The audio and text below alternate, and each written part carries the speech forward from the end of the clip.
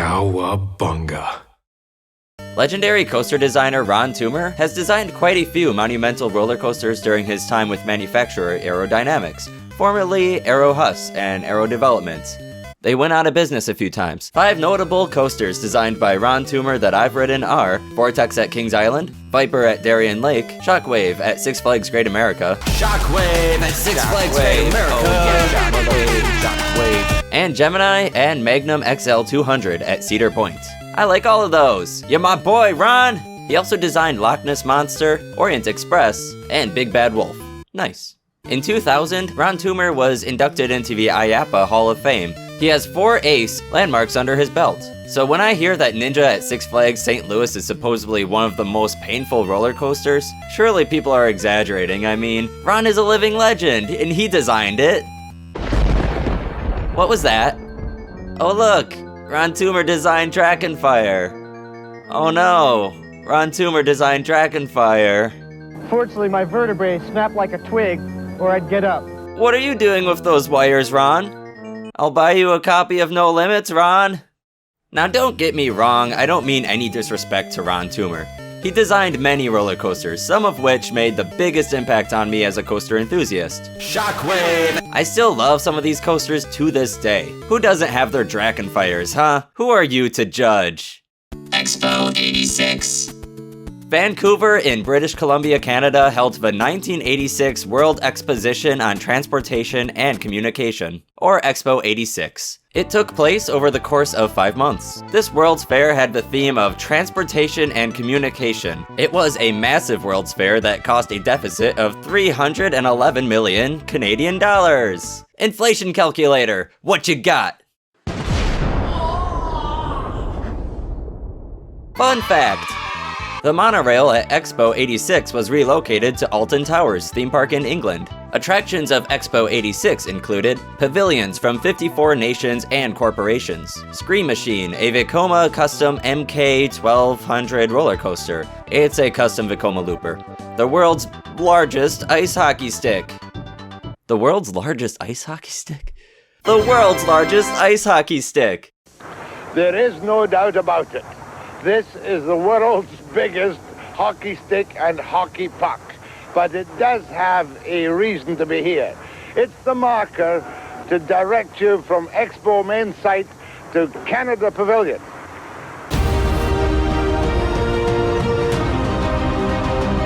Scream Machine was started by manufacturer Aerodynamics, then known as Arrow Huss, and designed by Ron Toomer, Arrow Huss's vice president and manager of engineering at the time. Arrow Huss filed for bankruptcy before the project was completed, and Dutch manufacturer Vekoma would finish the project. Vekoma made a lot of looping and corkscrew coasters with Arrow's track design, and this was a result of Arrow and Vekoma's partnership when Vekoma was Arrow's European distributor. So basically, Arrow was heavily involved in the design of Scream Machine, despite Vekoma being the credited manufacturer. It's got their track design, their train design, and the layout was designed by Arrow's vice president. What's shocking to me is that this roller coaster of decent size was installed for this 5-month-long World's Fair. Events like this usually have a traveling roller coaster, right? You know, something smaller that stands on a structure that can easily be assembled and disassembled. Scream Machine has concrete footers found on a permanent roller coaster installation. Expo 86 was so extra. When Expo 86 came to an end, Scream Machine needed a new home. Coincidentally, its new home would be the former location of the Missouri 1904 World's Fair, Six Flags over Mid-America in Eureka, Missouri, now known as Six Flags St. Louis. Ninja. In April of 1989, Scream Machine opened at its new location under the name Ninja. Because I'm a ninja! Huh? Here's a smoke bomb! Whoa! In 1998, Ninja received its current paint job with a black track. Ninja is located in the studio backlot section of the park between River King Mine Train and Batman the Ride, because Ninjas is movies.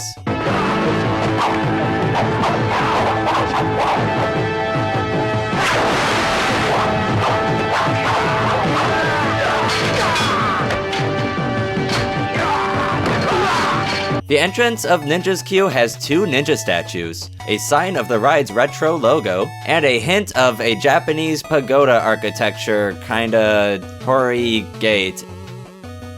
鳥居ゲート An effort was made. What is Ninja doing with his hands? A ninja!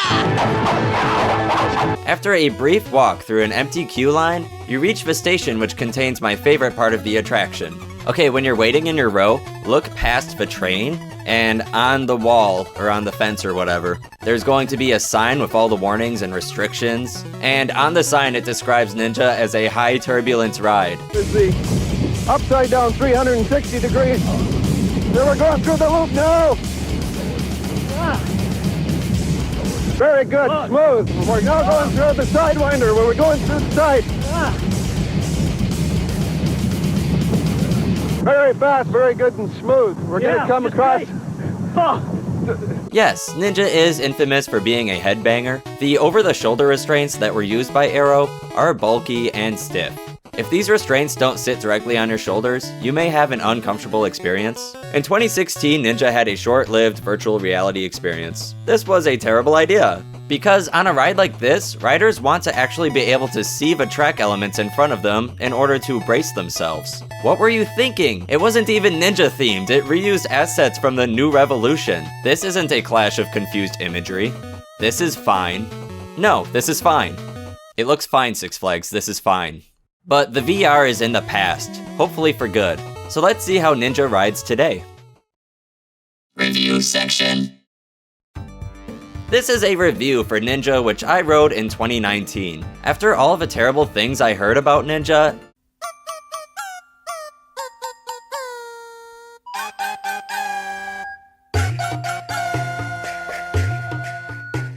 I was really excited to actually ride it. I wanted to see for myself, like, is it really as bad as people say? And also there's this part of me that is a really big fan of Arrow loopers. They are very nostalgic for me, and they play a big role in what got me interested in roller coasters. My first inversion was a vertical loop on an Arrow looper. So alright, let's get ready for the shit show. Let's see this terrible roller coaster and experience it for ourselves. Oh, god damn it. You start up this slow lift hill, and I really wish these lights were shaped like lanterns, but this is what you get. So, to your right, you see the Sidewinder inversion. You notice its awkward shape and think, okay, noted. I will brace myself. And then you get the pre-drop to build up anticipation, and then the small drop. Like, did they forget to put an actual drop on this ride?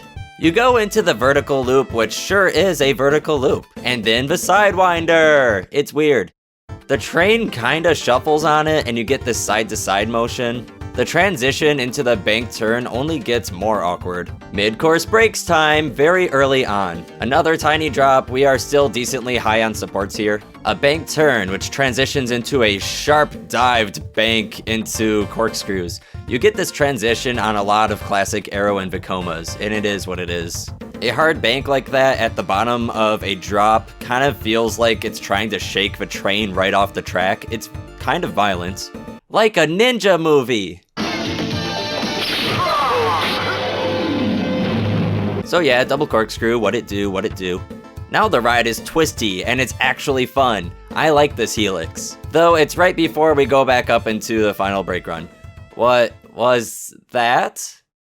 On my ride, this final brake run is where I sat and listened to fellow passengers complain about the headbanging. Now, my shoulders sit at the right spot on these restraints, so I was fine. But it's worth noting that this brake run is accompanied by passengers saying, "Oof, owie, my head, owie, oof."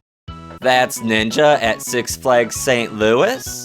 Overall, I give this ride a score of what is this out of 10. Seriously, how do I rate this coaster? I don't even know what to make of this coaster, and not just because of the weird pacing. I don't know what to make of this coaster because so much of it takes place high above the ground. Arrow was deep into the coaster wars at this point. The coaster wars, very much so sparked by Arrow, was the race to break and promote records at a boom period of roller coasters.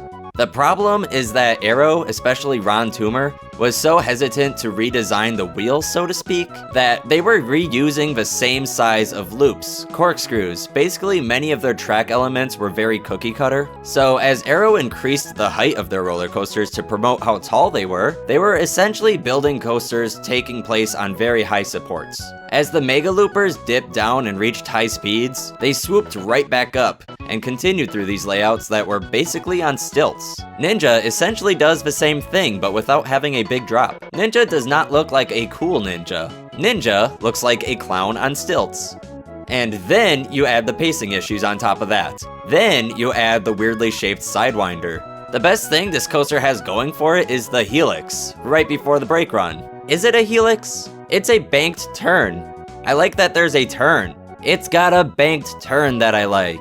You did it. You did a great job. I'm so proud of you. I love you, Ninja. You did it. You are a big boy. And if I really try to give this coaster a score, I guess it gets a 3 out of 10. This is basically because it does try to break the mold a little bit. The Sidewinder is different for this type of classic Arrow looping coaster. It gets another point for honestly not being too terribly rough in my opinion. The third point is purely from entertainment value. You know when you see a movie that is so bad that it's good? That's kinda how I felt on this ride when I was laughing throughout its layout, but it could have been a lot more entertaining at the same time. I'm talking like the coaster right next to it, River King Mine Train, that is so bad that it's good. I really enjoyed River King Mine Train, it's just that I was laughing on it because it was such a weird ride.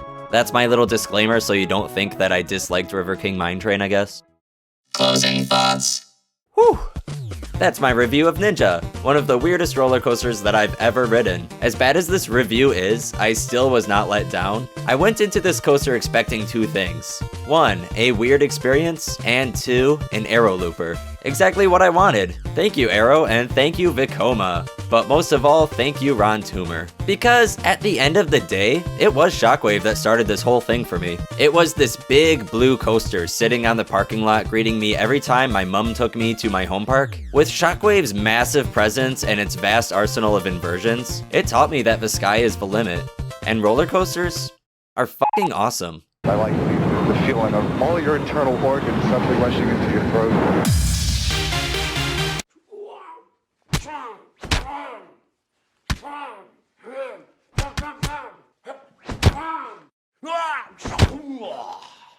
Ah!